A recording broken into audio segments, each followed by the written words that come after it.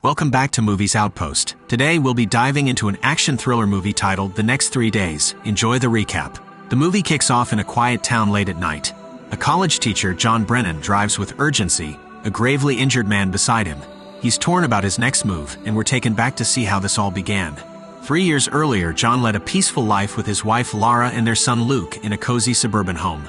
But one fateful morning after Laura's usual insulin shot, she discovers a blood stain on her jacket. As she's rinsing it off, the police burst in, arresting her for a crime she didn't commit, murder. Despite the shocking turn of events, Laura is sentenced to life behind bars. This leaves John to care for Luke, who becomes distant, especially during their visits to see Laura in prison. Fast forward to 3 months ago, John and his lawyer review the evidence once more. Laura insists she had an encounter with another woman that day, which might explain the missing button from her jacket. But the evidence stacked against her is overwhelming. A colleague saw her near the crime scene, the victim's blood is on her clothes, and her fingerprints match those on the murder weapon. Their lawyer, skeptical of Laura's innocence, suggests she won't ever be free. Frustrated and determined, John decides to let him go. When John visits Laura to share the disheartening news, her intuition kicks in the moment she sees his tear-streaked face. The weight of it all becomes too much, and she breaks down. That very night, a distressing call informs John that Laura has been hospitalized. After a heated exchange with both the police officer and the doctor, he's granted a brief visit.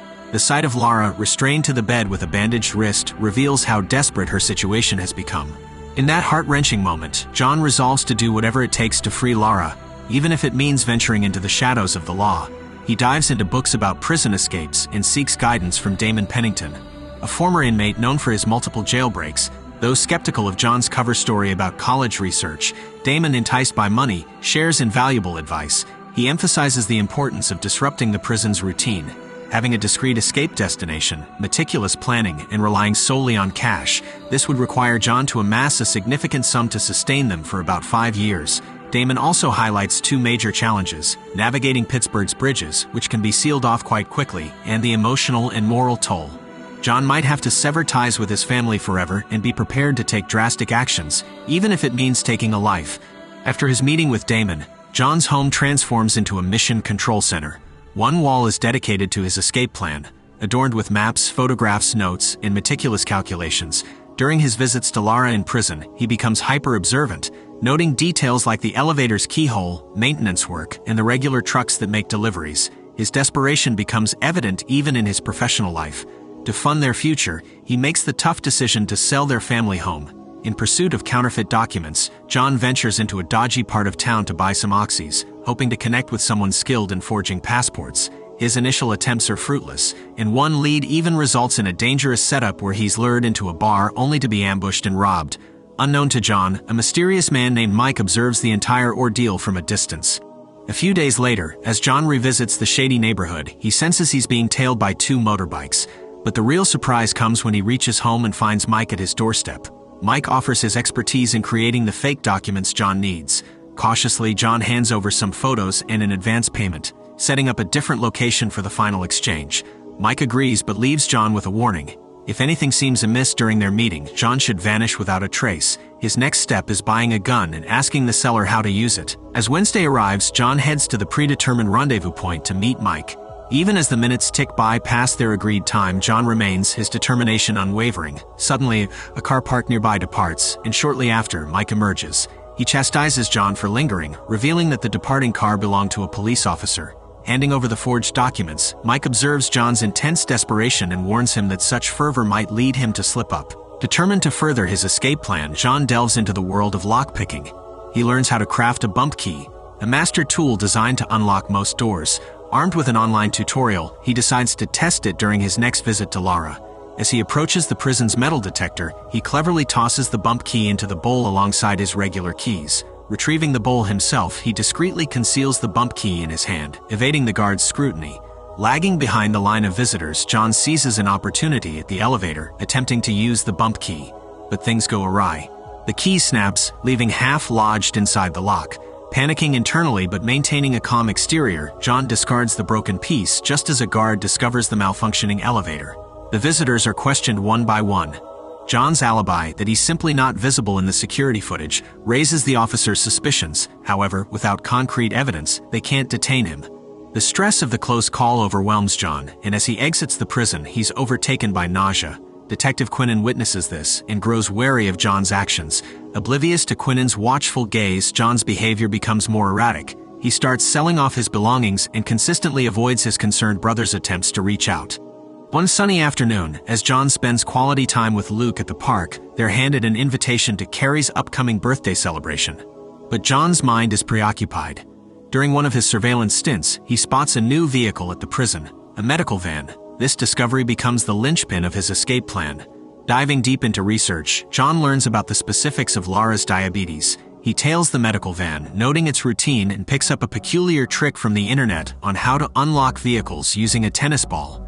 Using this method, he breaks into the van, snapping photos of Lara's medical records. Later, he digitally alters these records to exaggerate her health condition.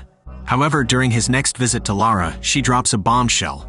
In just 3 days, she'll be moved to a maximum security facility. This accelerates John's timeline, forcing him to adapt his plan on the fly. The primary hurdle is finances. Their home hasn't sold yet. In desperation, he contemplates robbing a bank, gun in hand. But when the moment of truth arrives, he can't go through with it. Returning to Lara, he shares his efforts to contest her transfer and confesses his neglect of Luke amidst the chaos. Lara, frustrated and desperate to make John face reality, drops another shocker. She claims she did murder her coworker. But John, unwavering in his belief in her innocence, pleads for another meeting, vowing to free her no matter the cost. In his relentless pursuit of the funds required for his plan, John revisits the dangerous neighborhood under the cover of darkness. He tails a dealer, leading him to the house of a supplier named Alex. Seizing an opportune moment, John confronts the dealer, inadvertently provoking a guard dog that sinks its teeth into his leg. Brandishing his gun, John demands Alex to restrain the dog and his accomplice. He then demands money, but the duo only offers the cash in their pockets. Doubting John's resolve, Alex challenges his willingness to pull the trigger, especially since John hesitated to shoot the aggressive dog. To prove his seriousness, John ignites a fire using a bottle of whiskey.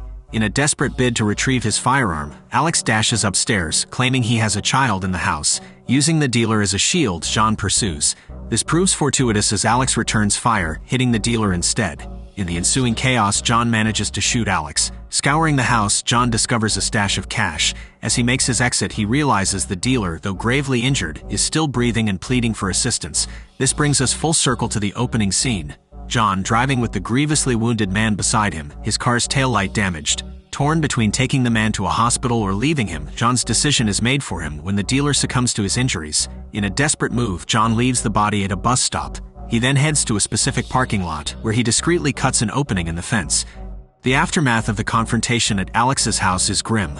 The once standing structure is now reduced to ashes. As investigators sift through the debris, they uncover bloodstains and fragments of a broken taillight, hinting at the events that transpired. Elsewhere, John seeks refuge at his parents' home for the night. When his father stumbles upon plane tickets inside John's bag, he pieces together his son's intentions. The following morning is laden with emotion. John ensures that Luke shares a heartfelt embrace with their grandparents. Knowing it might be their last, John's father, sensing the gravity of the situation, pulls his son into a tight embrace, bidding him a silent farewell. The day has come for John to set his plan in motion. He meticulously disposes of all evidence related to his scheme, splitting them between 2 trash bags. He then sabotages the med center's communication by cutting their phone lines. Slipping into the medical van, he swaps out Lara's genuine blood tests with the doctored ones. With the initial steps of his plan complete, he drops Luke off at Carrie's birthday celebration. As a precaution, he informs Carrie's mother that Luke has his grandparents' contact details, just in case he doesn't return on time. At the hospital, the doctored blood results raise alarms. Unable to verify the results with the lab due to the severed phone lines, the medical staff decide to transfer Lara for closer observation. Simultaneously, the police, having identified John's car model from the broken taillight, visit his residence. The remnants of his planning wall only heighten their suspicions. Receiving word of Lara's transfer, the detectives, anticipating John's next move, request backup and race to the hospital. However, John, always a step ahead, slips into Lara's room disguised as a doctor. Using his gun as leverage, he forces the officers to release Lara. But Lara, conflicted and fearful, initially refuses to flee with him. Desperate, John hands her his phone, urging her to inform Luke that he won't be seeing his parents again. Realizing the gravity of the situation, Lara reluctantly agrees to escape. She quickly changes into the clothes John provides. As they make their way out, a vigilant nurse spots them, triggering a security alert. In the lobby, they're met with the stern faces of the detectives. Thinking on his feet, John redirects the elevator to another floor. Once there, he cleverly leaves their white coats by the stairwell, creating a diversion. The police, assuming they've taken the stairs to the parking lot, rush in pursuit. But John and Lara, outsmarting them, return to the lobby and make their exit right through the main entrance, evading capture.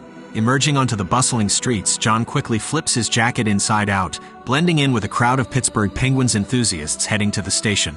They board the subway just moments before the detectives arrive. Anticipating police at the next stop, John makes a bold move, yanking the emergency brake. The train halts adjacent to the parking lot he had scoped out earlier. Slipping through the fence gap he'd created, they rush to a pre-placed getaway car. Navigating the city's maze, they successfully cross the first bridge. With the immediate threat behind them, their next priority is retrieving Luke. But as John pulls up to Carrie's house, he realizes a crucial oversight. The party is at the zoo, and the children haven't returned. As law enforcement combs through John's neighborhood, discovering the discarded evidence of his plan, John heads towards the zoo. But, gauging the time and the imminent police lockdown, he makes a heart-wrenching decision to divert, considering leaving Luke temporarily with his grandparents and returning for him later. Lara, devastated by the thought of abandoning their son, vehemently opposes the idea. In a desperate act, she flings the car door open, leaning out, signaling she'd rather face danger than live without her child. A near collision with a truck jolts John back to reality. He pulls over, taking a moment to reconnect with Lara. United in their resolve, they decide to retrieve Luke from the zoo. With their son safely in tow, the challenge now is to navigate the city's checkpoints undetected.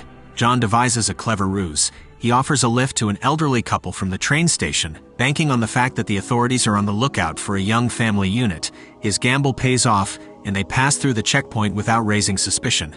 After graciously dropping off the elderly couple in town, the family makes their way to a Canadian airport.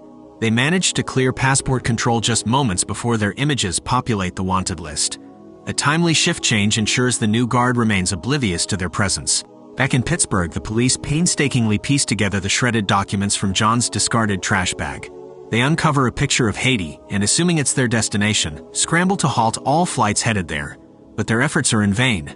Detective Quinnen, piecing together the puzzle, realizes they've been duped. John had intentionally left behind a decoy, misleading them and buying precious time for his family's escape. As Detective Quinnen delves deeper into the case, John, Lara, and Luke start a new chapter of their lives in Caracas, Venezuela, far from the chaos and accusations that had upended their lives. Back in Pittsburgh, Quinnen revisits the crime scene, armed with a fresh perspective.